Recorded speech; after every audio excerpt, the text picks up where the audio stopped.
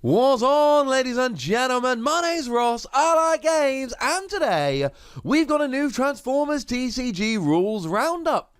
Except, it's so massive, we actually need to... we'll split it in two. And I don't say that lightly, right? I love doing big, long rules roundup questions, but the fact of the matter is, there's literally too many to get to in a video without making it an absurdly long video. So we're going to split it into two. It's going to be fine. So starting off then, a question about Peace Through Tyranny. Peace Through Tyranny, that action card that sees a fair amount of play, that lets you KO one of your characters with 6 stars or more, and then take an extra turn. Well, what happens if you use Peace Through Tyranny, KO Lionizer? Now Lionizer, remember, is a Battle Master. It turns into RS Fire Steel Saber. You then whack that onto Spinister, and Spinister goes and KOs Scamper, while Metroplex is still untapped. We're then left in a situation where the Metroplex player has an untapped Metroplex, and his opponent has played Peace Through Tyranny, but all of his characters are tapped. How does he get an extra turn? Because generally you go back and forth and you attack at the end of your turn, and then when one player's all tapped out, the other player gets to attack with all their bots and we reshuffle and go. The answer is they get an extra turn. All of their characters are tapped, they cannot attack at the end of that turn, but they can still draw a card, play an action, play an upgrade, use a tap skill, etc.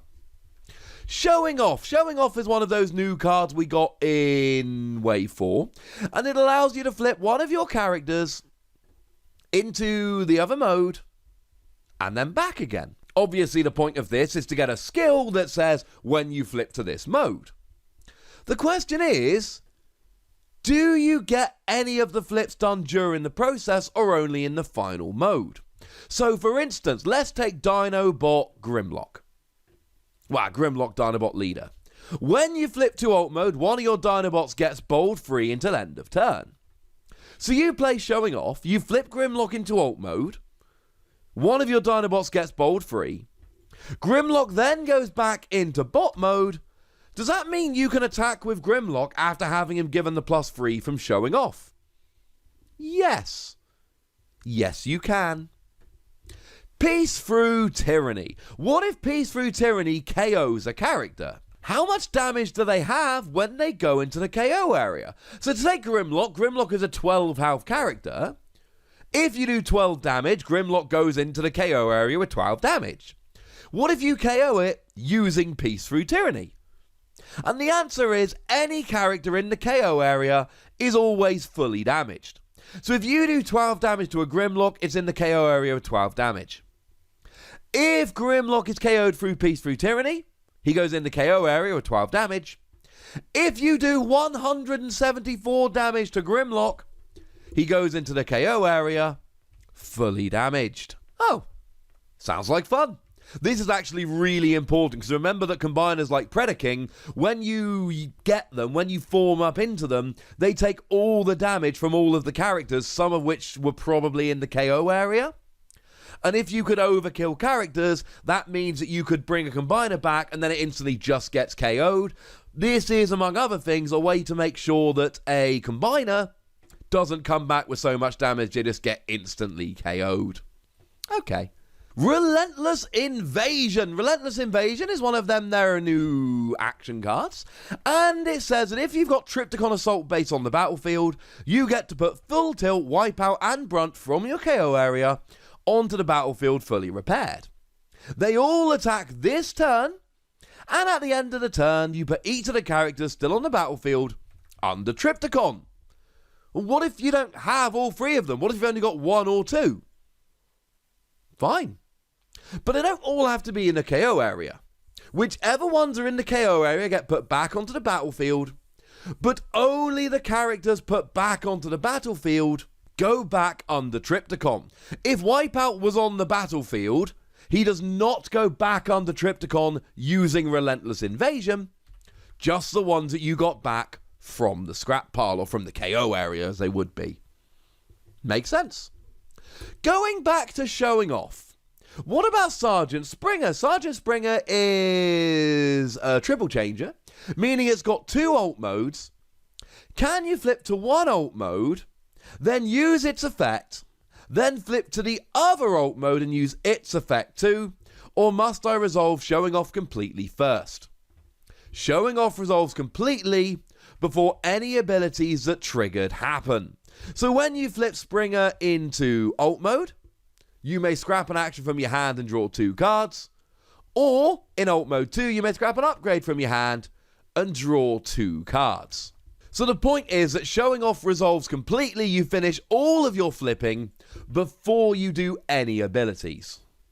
The good news is it says to another mode, then to another mode. So you can use triple changes to just go alt mode 1, then alt mode 2. But you have to resolve all the flipping before you go about doing all of the triggers. Sabotaged Armaments. Sabotaged Armaments is one of their secret actions. It is revealed when one of your characters defends, and when it is revealed, you scrap all of the attacker's weapons. How does this work against something like Power Punch? Power Punch, for reference, is an upgrade with bold free, and after you attack, you scrap this card. The answer is Sabotaged Armaments reveals when one of your characters defends, but before battle cards are flipped, so Power Punch will be scrapped before it can affect the battle. When you go to flip, you go, oh, how much bold have I got? But before you flip, i.e. when the attack starts, Power Punch goes away. When you go, oh, how much bold do I have? Power Punch is no longer there. Bold free is no longer there. Acute Reflexes is a utility that gives focus 1, and when the upgraded character battles and you flip at least 1 white icon, you get +1 attack and +1 defense until end of battle.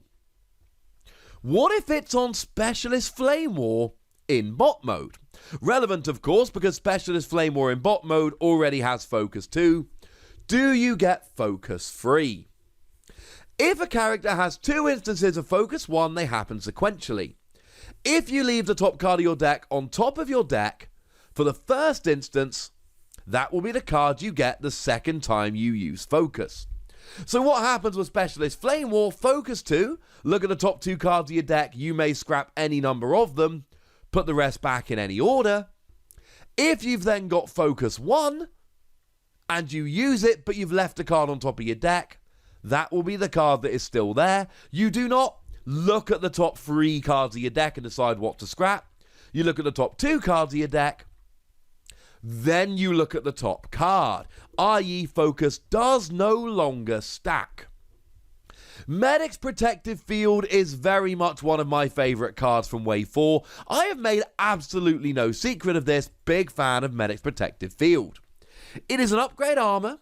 When you put it on a character, you repair 1 damage from it, and it gives a character safeguard free. That is to say, if you are undamaged, you cannot take more than 3 damage. What if you put it onto Private Smokescreen in alt mode?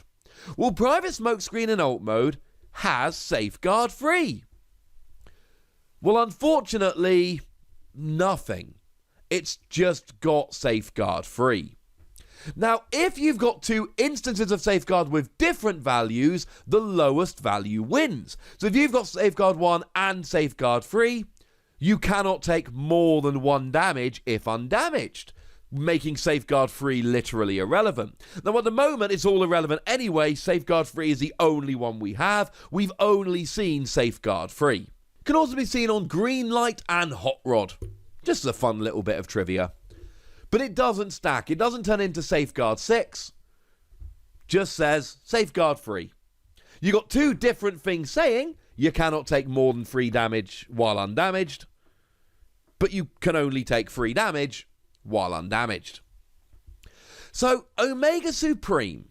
It combines when you've got one of the 2 relevant pieces and your opponent shuffles their deck. That is to say that they run out of cards in their deck and they shuffle their scrap pile to become their deck. You then combine up into Omega Supreme. Now, if you've got evasive maneuvers and Urban Camo, what's happening there? So Evasive Maneuvers gives you tough 3, and Urban Camo gives you tough 1. Well, the good news is one's a utility and one's an armor. When you form up into Omega Supreme, you are allowed to keep 1 armor, 1 upgrade, and 1 utility. So you keep Evasive Maneuvers to get your tough 3, and you keep your Urban Camo to give you tough 1. That gives you tough 4 and you flip 6 battle cards, and then another 2 if you flip a white icon. Just remember that Evasive Maneuvers get scrapped at the end of the battle. Now, speaking of weird ways to combine, Skytread has a weird way to combine. There's 2 cards for Skytread, a tank and a plane, and it's got a revenge skill, i.e. when it's KO'd, if you've got the other one on the battlefield or in your KO area, you may combine them together into Raider Skytread. Cool.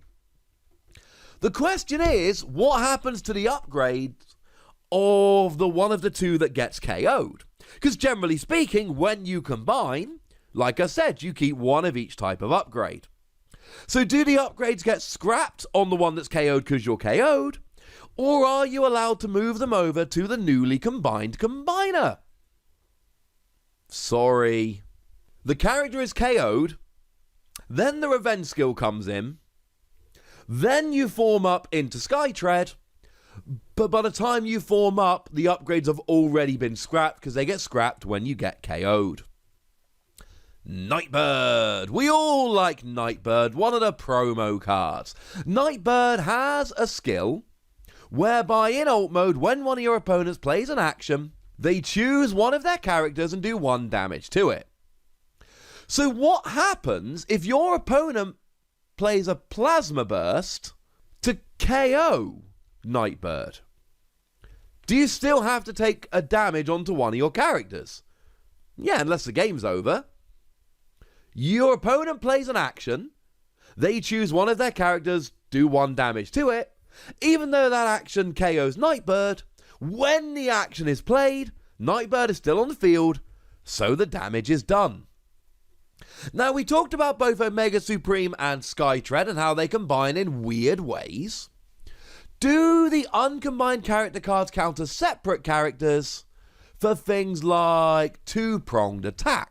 So 2-pronged attack, to give you a nice little example, choose one of your characters. If it's a tank, your opponent chooses 2 cards from their hand and scraps them. If it's a plane, your opponent chooses one of their characters and does 2 damage to it. So can you go, I've got Skytread tank and Skytread plane, I get both of these things? Nope. Until they are combined, they are separate characters. You have to choose one of them, and that's the one you do. Is pierce damage attack damage? Take something like Piercing Blaster, which gives you a whole bunch of pierce. In fact, gives you pierce 3. What if you raise it up to pierce 4, and then you attack Insecticon Scrapnel? Insecticon Scrapnel cannot take more than 3 damage during an attack.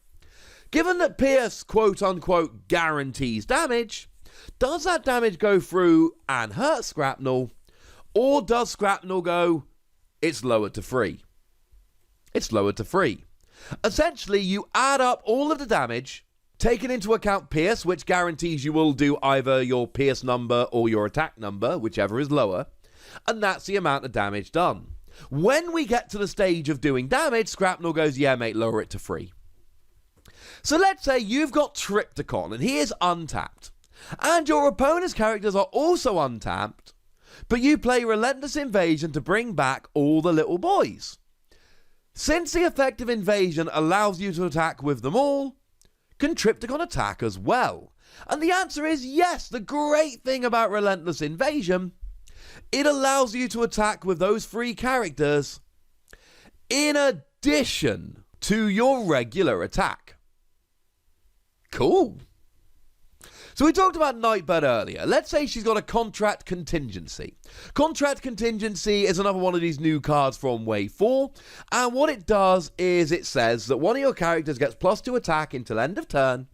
If they do 4 or more damage without KOing them, you get to use your Bounty ability, which would usually only work if you do enough damage to get a KO. Well, remember that Nightbird in bot mode's got a really nice Bounty skill that says you get to play a card from your opponent's scrap pile. Can you use contract contingency? No. Because the problem, now you can take their contract contingency and you can play it, but the problem is contract contingency needs to be played before you do the attack. Because you've already done the attack, it is too late for contract contingency to trigger. You can play the card, but it won't actually trigger. You won't be able to get the second bounty skill. So you've got 4 cards in hand, and your opponent has a Decepticon Shockwave in bot mode. That's the one with a lovely skill whereby every time your opponent scraps a card from their hand, they must choose one of their characters and do 1 damage to it. Now, if they play Brainstorm and then double System Reboot, do I take 4 damage after each System Reboot, or 8 damage after Brainstorm is resolved? The answer is Shockwave's ability will trigger a total of 8 times. Remember, every discard is a separate one, so you're not actually doing 4 damage with Shockwave, it is 4 instances of 1 damage. But yes, it will trigger 8 times, because 8 cards have been scrapped. But please do remember, this is 8 separate instances of 1 damage, not 1 instance of 8 damage. It's a very important distinction to make. Okay, so sticking with the thing above. Let's say the character is Nightbird in alt mode. What's the timing there? Does a Shockwave player take 1 damage each time an action hits the play area, or after the Brainstorm resolves? To put it another way, if Nightbird has 11 HP and Shockwave is at 3, who wins? Okay, so your opponent plays Brainstorm, which causes Nightbird's ability to trigger, but it doesn't resolve immediately. Continuing to resolve Brainstorm, your opponent plays System Reboot. Another trigger happens for Nightbird, but again, it doesn't resolve yet.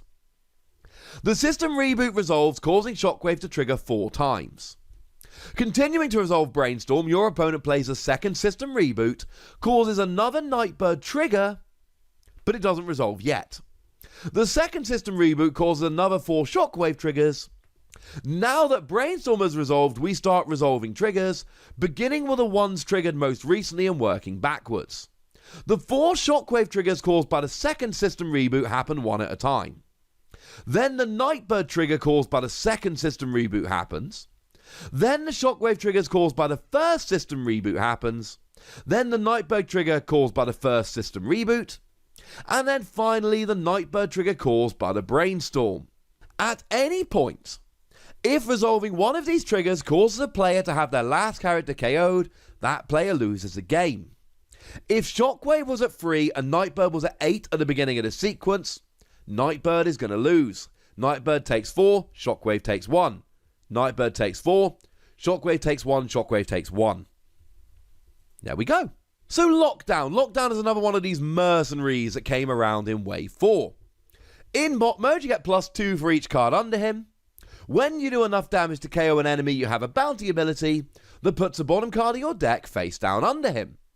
When you flip into alt mode, you get to draw a card for each card under him and each upgrade he has, then scrap that many cards from your hand, as well as also having +2 attack for each card under him.